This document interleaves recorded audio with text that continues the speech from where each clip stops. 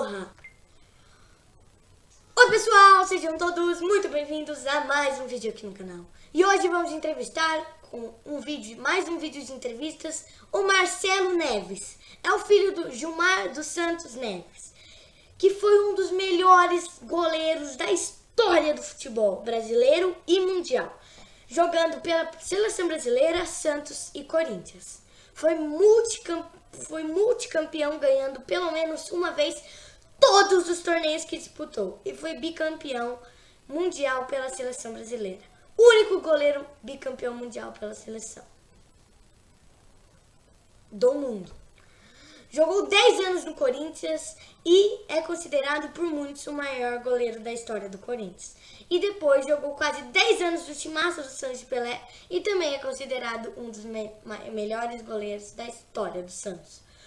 Então é isso aí, gente. Curtam o vídeo. Fui!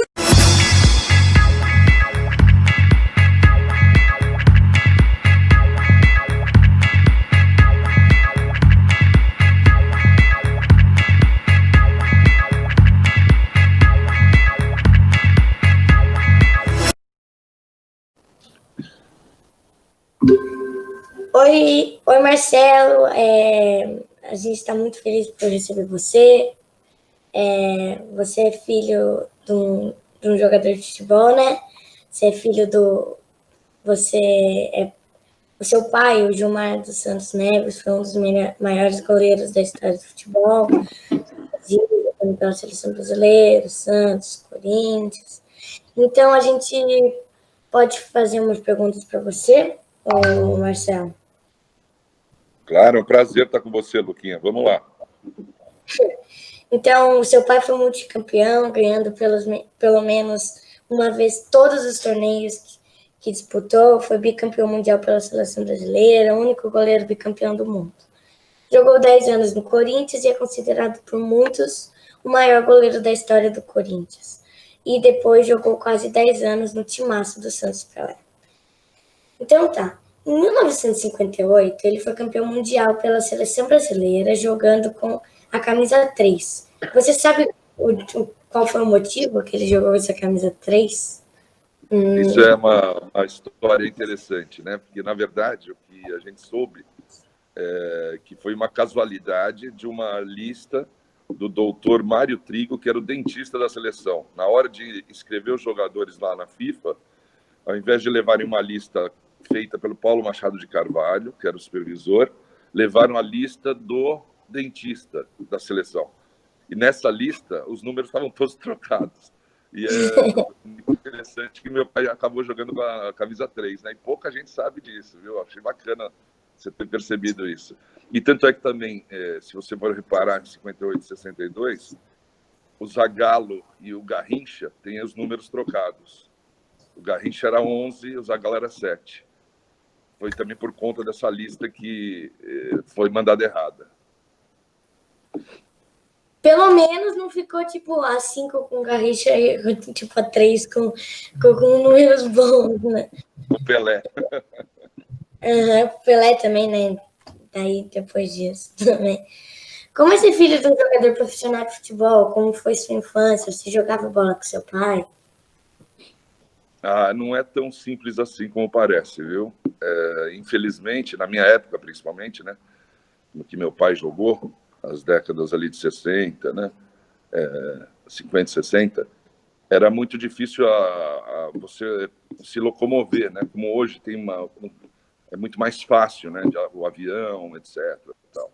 Então, meu pai, às vezes, chegava a ficar quase 4 meses fora de casa. Principalmente porque ele jogava na seleção e jogava também no Santos, e o Santos excursionava o mundo todo.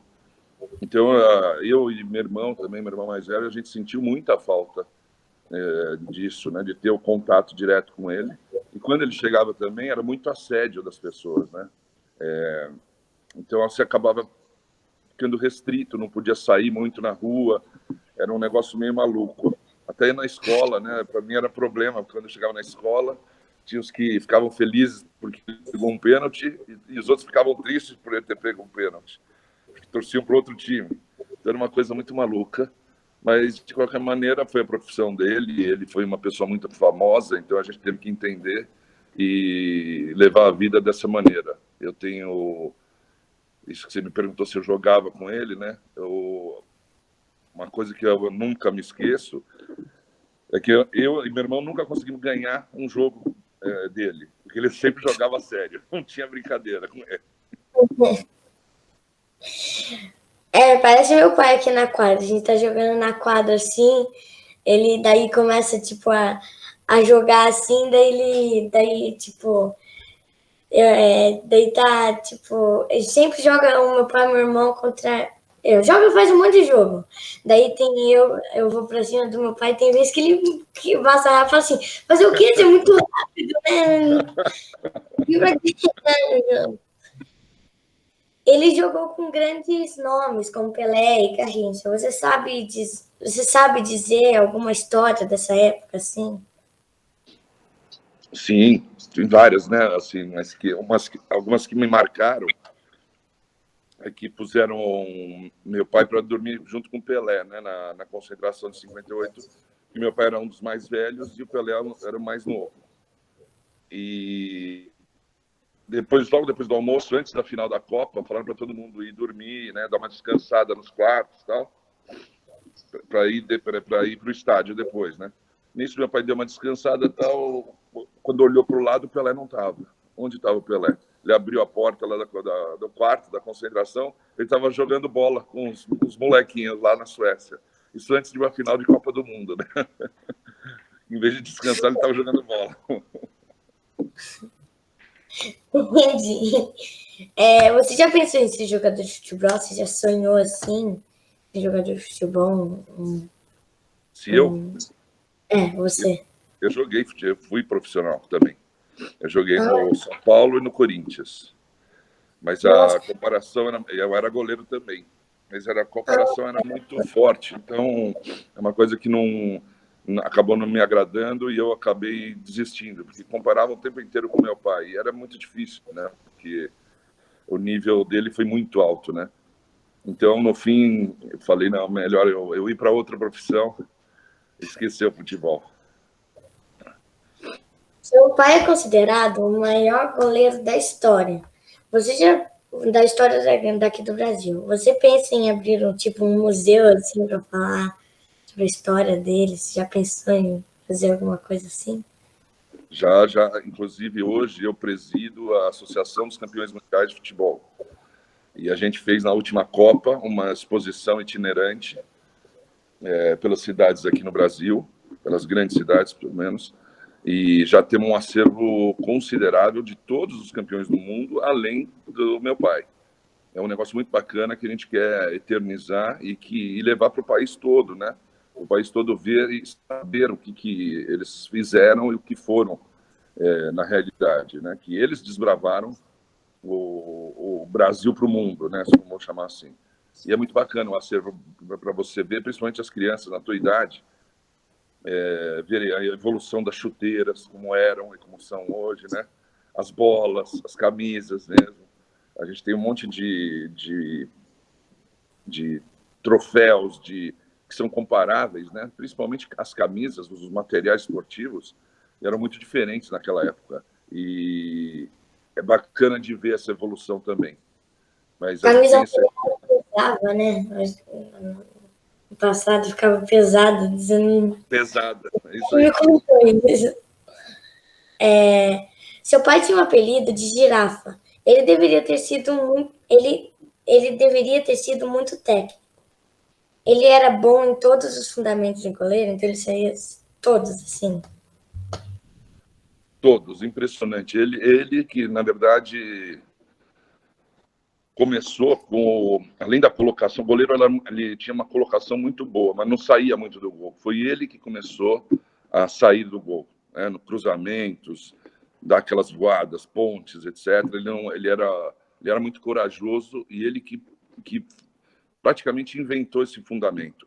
E isso eu vou dizer que não foi só no Brasil, né? Isso no mundo. Mesmo o Yashin, que é considerado o maior goleiro de todos os tempos, né? O Aranha Negra, da União Soviética, dizia que ele era o único goleiro do mundo, o Gilmar, que saía daquele jeito do gol para interceptar cruzamentos. E ele tinha um fundamento também incrível que na época não existia, que era de sair jogando com o pé. Ele era canhoto e ele sabia jogar com o pé. É porque, tipo, eu sei que também tem hoje em dia, tipo, eu treino na escolinha, né? Eu treino no Sport Society, que é campo, e eu treino no Vertivita, que é futsal. Tipo, no futsal mais, no campo também.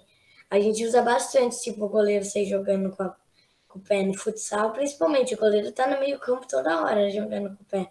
Que no futsal, porque você ganha um cara a mais. E no campo, porque, sabe, na saída de bola, assim, quando o time tá pressionando, a gente não, sabe, normalmente a gente não dá chutão, a gente só sai jogando com o goleiro. Perfeito, é isso mesmo. É um jogador a mais, né? Qual o time que seu pai torcia? E você torce para qual time? Isso era uma coisa que ele nunca falava. Ou ele falava que era alvinegro é ou é Santos ou é Corinthians, né? Pode ser os dois que ele jogou. E aí na brincadeira final ele falava que torcia para o Tabaquara, que foi o time que ele iniciou a carreira em Santos. Você torce para qual time? Eu sou São Paulino, por incrível que pareça. Eu tenho meu pai viajava muito e um tio meu, que era São Paulino roxo, me levava no Morumbi para ver os jogos de São Paulo. Aí acabei ficando São Paulino. Ah, é a vida dura, porque aqui na nossa família todo mundo é palmeirense. Tem uma história boa que vocês não devem saber, viu? Rapidamente. Então, já que são palmeirenses. Essa foi o Milton Neves que me mandou. Meu pai estava fazendo uma excursão na Europa, pelo Santos, e quando terminou a excursão do Santos, o Palmeiras chegou para fazer um amistoso. E no dia do jogo do Palmeiras, o Valdir Joaquim de Moraes se machucou, que era o goleiro do Palmeiras. E meu pai chegou lá e falou: não, deixa que eu fico então no banco para vocês. E ele vestiu a camisa do Palmeiras uma vez e ficou no banco. Essa história é incrível. E tem a foto. O Milton Neves achou a foto. E qual é o seu trabalho hoje? Você trabalha com futebol? Eu tenho uma agência de marketing esportivo, chama-se Único, e eu tenho camarotes nos estádios de futebol, são 8 estádios no Brasil, camarotes corporativos, que é entretenimento. Hoje nós estamos proibidos por conta da pandemia. Já mexi também com licença de imagem de jogadores, eu fiz a imagem do Kaká por um bom tempo, e outros esportes também que a gente acaba se envolvendo fora o futebol. Literalmente marketing esportivo, né? Muito obrigada, Marcelo, pela sua participação, principalmente na véspera de Natal, né? Estamos muito honrados por te receber aqui. Eu que adorei, Luquinha. E parabéns você por ter essa inteligência e essa vontade de aprender futebol, né? Em todos os sentidos, não só jogar, como a história. Parabéns para vocês e para o seu pai também. E um abração. Valeu, Marcelo.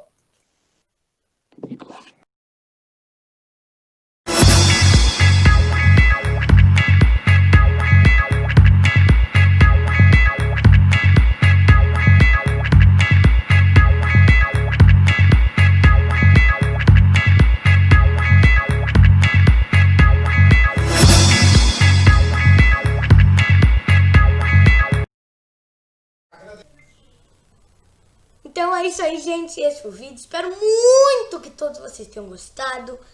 Eu quero muito agradecer o Marcelo Neves, o filho do Gilmar. Foi fantástico essa entrevista. Eu adorei. Muito obrigado, Marcelo.